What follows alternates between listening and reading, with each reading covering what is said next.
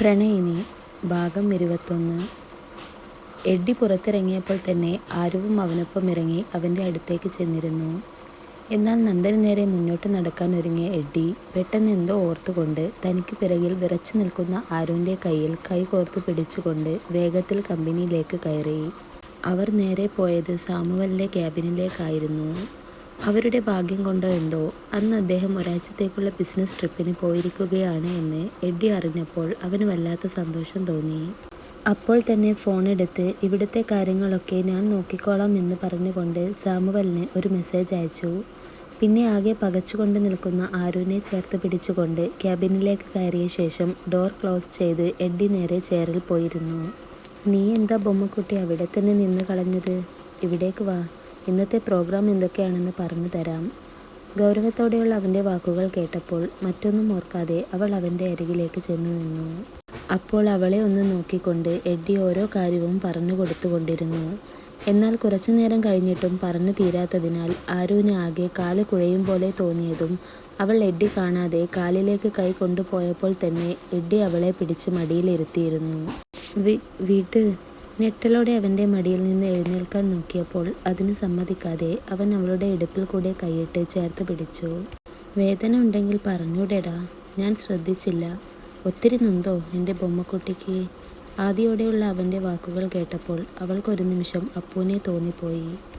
അതുകൊണ്ട് തന്നെ ഒന്നും മിണ്ടാതെ അവൾ അവൻ്റെ നെഞ്ചിലേക്ക് പതുങ്ങിക്കിടന്നപ്പോൾ അവൻ്റെ ഉയർന്ന ഹൃദയമിടിപ്പ് അറിഞ്ഞെങ്കിലും അവനിൽ നിന്നും അടർന്നു മാറാതെ അവൾ അങ്ങനെ തന്നെ ഇരുന്നു. അവളെ അകറ്റി മാറ്റാൻ അവനും ആവില്ലായിരുന്നു. ഇതേസമയം എങ്ങനെയെങ്കിലും എഡ്ഡിയെ കാണണമെന്ന ചിന്തയിൽ നന്ദനൊപ്പം വേഗത്തിൽ അകത്തേക്ക് കടക്കാൻ തുടങ്ങിയ ശില്പയെ നന്ദൻ തടഞ്ഞു. എന്താ നന്ദ, എന്തെങ്കിലും പ്രശ്നമുണ്ടോ? ശില്പ ചോദിച്ചപ്പോൾ നന്ദൻ ഒരു നിമിഷം ആലോചിച്ചു നിന്നു. അത് നീ ഇപ്പോൾ അകത്തേക്ക് വരണ്ട ശില്പ. ചിലപ്പോൾ ഓഫീസിൽ ഇങ്ങനെ വരുന്നത് എഡ്ഡിക്ക് ഇഷ്ടമായില്ലെങ്കിൽ പിന്നെ എനിക്ക് ജോബ് കിട്ടില്ല. അവളെ അവിടെ പുറത്തുള്ള ചെയറിൽ കൊണ്ടിരുത്തിക്കൊണ്ട് നന്ദൻ പറഞ്ഞപ്പോൾ ശില്പ അവനെ ദേഷ്യത്തിൽ നോക്കി. നീ കൂടെ തന്നെ കൂട്ടാമെന്ന് പറഞ്ഞിട്ടല്ലേ ഞാൻ ഒരുങ്ങി വന്നത്? അത് ഇവിടെ ഇരുത്താൻ വേണ്ടിയാണെങ്കിൽ ഞാൻ വരില്ലായിരുന്നു. എനിക്കിവിടെ ഒറ്റയ്ക്കിരിക്കാനാവില്ല. ഞാനും വരും നിൻ്റെ കൂടെ, എന്ത് തന്നെ ആയാലും. അതും പറഞ്ഞുകൊണ്ടവൾ അവൻ്റെ കൈ തട്ടി മാറ്റി ദേഷ്യത്തോടെ എഴുന്നേറ്റു. എന്താ ശില്പ നീ ഇങ്ങനെ കൊച്ചു കുട്ടികളെ പോലെ വാശി പിടിക്കുന്നത്? ആദ്യം ഞാൻ അകത്തേക്ക് പോയിട്ട് ജോലി ഓക്കെ ആയാൽ നിന്നെ വിളിക്കാം, അതുപോരെ? വേണ്ട, എനിക്ക് നിൻ്റെ കൂടെ വരണം. എഡ്ഡിനൊന്നും പറയില്ല, എനിക്കുറപ്പുണ്ട്. നന്ദൻ പറയുന്നതൊന്നും കേൾക്കാതെ ശില്പ വാശിയിൽ തന്നെ ഉറച്ചു നിന്നപ്പോൾ അവളെ കൂടെ കൂട്ടുക എന്നല്ലാതെ നന്ദന് മുന്നിൽ വേറെ വഴിയില്ലായിരുന്നു. അങ്ങനെ അവർ രണ്ടുപേരും റിസപ്ഷനിൽ ചെന്ന് അന്വേഷിച്ച് എഡ്ഡിയെ കാണാനായി അവൻ്റെ അടുത്തേക്ക് നടക്കാൻ തുടങ്ങി. ജോലി കിട്ടുമോ ഇല്ലയോ എന്ന ടെൻഷനിൽ നന്ദൻ നടക്കുമ്പോൾ ശില്പ എഡ്ഡിയെ കാണുമല്ലോ എന്ന സന്തോഷത്തിലായിരുന്നു. ഇതേസമയം അപ്പുവിൻ്റെ ഓഫീസിൽ അവൻ്റെ ചെയറിനടുത്തുള്ള ചെയറിൽ ഇരുന്നു കൊണ്ട് ചിപ്സ് കഴിച്ചു കൊണ്ടിരിക്കുന്ന കീർത്തുവിനെ അപ്പു ചിരിയോടെ നോക്കിയിരുന്നു. എന്താ അപ്പുവേട്ടാ നോക്കുന്നേ, വേണോ? അവൻ്റെ നോട്ടം കണ്ടപ്പോൾ അവൾ ഇളിച്ചുകൊണ്ട് ചോദിച്ചു. അപ്പോൾ അവനും ഇളിച്ചുകൊണ്ട് വേണ്ടെന്ന് തലയാട്ടി. പിന്നെന്തിനാ ഇങ്ങനെ നോക്കി വെള്ളം നിറക്കുന്നേ? അവനെ നോക്കി മുഖം കോർപ്പിച്ചുകൊണ്ട് കീർത്തു പറഞ്ഞു. ഓ, ഞാൻ നിൻ്റെ ഈ ഊള ചിപ്സും നോക്കി വെള്ളമിറക്കിയിരുന്നതല്ല, നിന്നെ നോക്കിയിരുന്നതാണ്. കുറുമ്പോടെ അപ്പു പറയുന്നത് കേട്ടപ്പോൾ കീർത്തുവിൻ്റെ വീർത്ത മുഖം ഒന്നഴഞ്ഞു. നാണത്തോടെ ഓടിച്ചെന്നവൾ അവൻ്റെ മടിയിൽ കയറിയിരുന്നു. ശേഷം അവൻ്റെ നെഞ്ചിലേക്ക് മുഖം അമർത്തി വെച്ചു. ആരുവിൻ്റെ കാര്യം ഓർത്തിട്ടാണോ അപ്പുവേട്ടാ ഇതിങ്ങനെ സ്പീഡിൽ മിടിച്ചു കൊണ്ടിരിക്കുന്നത്? അവൻ്റെ നെഞ്ചിൽ അമർത്തി ചുംബിച്ചുകൊണ്ട് കീർത്തു ചോദിച്ചപ്പോൾ അവൻ അതേ എന്ന് തലയാട്ടിക്കൊണ്ട് അവളെ ചേർത്ത് പിടിച്ചു. എഡ്ഡി കൂടെ ഉള്ളപ്പോൾ അവൾക്കൊരു വിഷമം പോലും ഉണ്ടാവില്ല എന്ന് എനിക്കറിയാടാ. പക്ഷെ എന്തോ ഒരു പേടി പോലെ. എന്തിനും മടിക്കാത്തവളാണല്ലോ ആ ശില്പ. അപ്പു പറയുന്നത് കേട്ടപ്പോൾ കീർത്തി അവനെ ഒന്ന് നോക്കി. ഒരേട്ടൻ്റെ ആദ്യം മുഴുവനും അവൻ്റെ കണ്ണിലും മുഖത്തും തെളിഞ്ഞ് കാണാമായിരുന്നു. അവിടെ ഇപ്പോൾ തന്നോടുള്ള പ്രണയം പോലും മറന്നു നിൽപ്പാണ് എന്ന് അവൾക്ക് തോന്നി. അതിൽ അവൾക്കൊരു പ്രശ്നവുമില്ലായിരുന്നു. എൻ്റെ അപ്പുവേട്ടാ, നിങ്ങളെന്തിനാ ഇങ്ങനെ ടെൻഷനാവുന്നേ? അതേ, നമ്മുടെ ചേട്ടായില്ലേ, ആരുവിനെ എങ്ങനെ കെയർ ചെയ്യണമെന്നും അവളുടെ മനസ്സിൽ എന്താണെന്നുമൊക്കെ ചേട്ടായിക്ക് നന്നായി അറിയാം. അതുകൊണ്ട് നിങ്ങളിങ്ങനെ ടെൻഷൻ ആവണ്ടാട്ടോ. കീർത്തു അത് പറഞ്ഞപ്പോൾ അപ്പു ഒന്ന് പുഞ്ചിരിച്ചു. എങ്കിലും അവൻ്റെ ഉള്ളിൽ ഓഫീസിൽ വെച്ച് എന്താണ് നടക്കുക എന്ന ടെൻഷൻ നന്നായി ഉണ്ടായിരുന്നു. അതേ ടെൻഷൻ അപ്പോൾ കീർത്തുവിനും ഉണ്ടെങ്കിലും അവൾ അത് കാര്യമാക്കാതെ അവനോട് ചേർന്നിരുന്നു, ഒരു ആശ്വാസം എന്ന പോലെ. ഇതേസമയം ക്യാബിനിലെ ക്യാമറയിൽ നിന്നും കൈകോർത്ത് പിടിച്ചുകൊണ്ട് നടന്നു വരുന്ന ശില്പയെയും നന്ദനെയും കാണവേ എഡ്ഡിയുടെ മുഖത്ത് വന്യത നിറയാൻ തുടങ്ങി.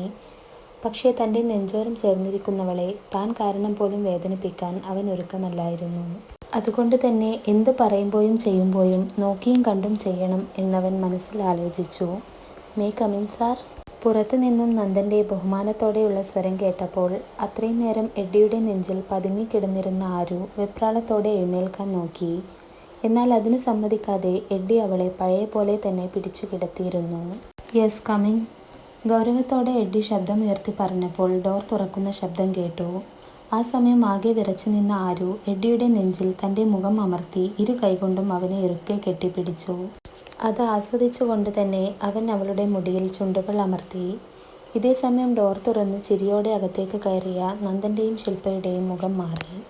ഇരുവരും പകച്ചുകൊണ്ട് ചെയറിലിരിക്കുന്ന എഡ്ഡിയെയും അവൻ്റെ നെഞ്ചിൽ മുഖം അമർത്തി പുറംതിരിഞ്ഞിരിക്കുന്ന ആരുവിനെയും നോക്കിക്കൊണ്ട് തന്നെ അവർക്കടുത്തേക്ക് നടന്നു. ആഹാ, ഇതാര് നന്ദനോ? ഇതെന്തിനാ ശില്പയെയും കൂടെ കൂട്ടിയത്? ഈ സമയം ഇവൾക്ക് റെസ്റ്റ് വേണ്ടതല്ലേ? എഡ്ഡി പറയുന്നത് കേട്ടപ്പോൾ അത്രയും നേരം അവനെ ആർത്തിയോടെ നോക്കി നിന്ന ശില്പ ദേഷ്യത്തിൽ അടുത്ത് നിൽക്കുന്ന നന്ദനെ ഒന്ന് നോക്കി. അത് എഡ്ഡി, എനിക്കവിടെ ഭയങ്കര ബോറിങ്. പിന്നെ ഇവിടെ ആവുമ്പോൾ നന്ദനും എഡ്ഡിയും ഒക്കെ കൂടെ ഉണ്ടാവുമല്ലോ, അതുകൊണ്ട് വന്നതാണ്. എന്താ, ഞാൻ വന്നത് ബുദ്ധിമുട്ടായോ? പാവത്തിനെ പോലെ കൊഞ്ചിക്കൊണ്ടുള്ള അവളുടെ സംസാരം കേട്ടപ്പോൾ വീർത്ത മുഖത്തോടെ എഡ്ഡിയുടെ നെഞ്ചിലിരുന്ന ആരു അവനെ മുറുകെ തന്നിലേക്ക് ചേർത്ത് പിടിച്ചു. എന്തുകൊണ്ടോ ശില്പ എഡ്ഡിയോട് സംസാരിക്കുന്നത് കേൾക്കുമ്പോൾ ആരുവിന് പിടിക്കുന്നേയില്ലായിരുന്നു. വല്ലാത്തൊരു ദേഷ്യം. അതെന്തുകൊണ്ടാണെന്ന് അവൾക്കും അറിയാമായിരുന്നു. അതറിഞ്ഞ പോലെ എഡ്ഡി കള്ളച്ചിരിയോടെ അവരുടെ മുന്നിൽ വെച്ച് തന്നെ ഒന്നുകൂടെ ആരുവിൻ്റെ തലയിൽ അമർത്തി ചുംബിച്ചു. ഇതാരാ എഡ്ഡി? അവൻ്റെ ആ പ്രവൃത്തി കണ്ട ശില്പ ഉള്ളിലെ ദേഷ്യം അടക്കിക്കൊണ്ട് ചോദിച്ചപ്പോൾ എഡ്ഡി ശില്പയെ നോക്കി മനോഹരമായി പുഞ്ചിരിച്ചു. She is mine. ഞാൻ മാരേജ് ചെയ്യാൻ പോകുന്ന കുട്ടിയാണ്. അടുത്തു തന്നെ കല്യാണവും ഉണ്ടാകും. ആദ്യ നോക്കിയേ ഇതാരൊക്കെയാണ് എന്ന്.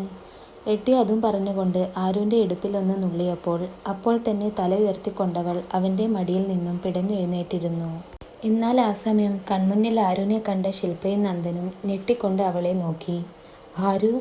രണ്ടുപേരുടെയും നാവിൽ നിന്നും ആ പേര് കേട്ടപ്പോൾ എഡ്ഡി പുച്ഛം നിറഞ്ഞ ചിരിയോടെ അവരുടെ മുന്നിൽ വെച്ച് തന്നെ ആരുവിനെ ഒരു കൈയാൽ ചുറ്റിപ്പിടിച്ച് എഴുന്നേറ്റുകൊണ്ട് അവളുടെ കവിളിൽ അമർത്തി ചുംബിച്ചു. അത് വല്ലാത്തൊരു ദേഷ്യത്തോടെയായിരുന്നു നന്ദൻ നോക്കിക്കണ്ടത്. എന്തുകൊണ്ടോ ആരുവിൻ്റെ കൂടെ എഡ്ഡിയെ കാണും തോറും നന്ദന് വല്ലാത്തൊരു അസ്വസ്ഥത തോന്നുന്നുണ്ടായിരുന്നു. ശില്പ ആണെങ്കിൽ ഇപ്പോഴും കൺമുന്നിൽ കണ്ടത് വിശ്വസിക്കാനാവാതെ തറഞ്ഞു നിൽക്കുകയായിരുന്നു.